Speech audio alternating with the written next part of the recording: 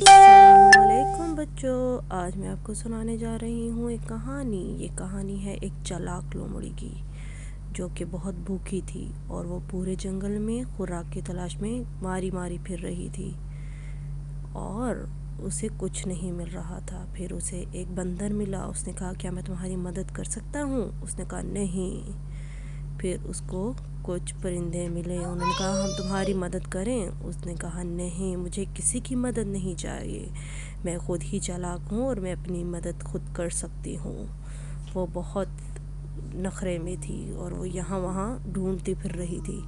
उसे कुछ नहीं मिल रहा था खाने को।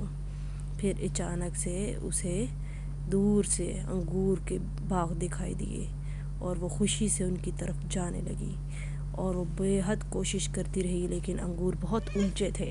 उसने कहा कि मैं अंगूर खाना चाहती हूँ। वो उसके लिए छलांगे लगाती रही, लेकिन वो अंगूरों तक नहीं पहुँच सकी। आखिरकार उसने हार मान ली और उसने कहा कि ये अंगूर खट्टे हैं, और वो चली गई।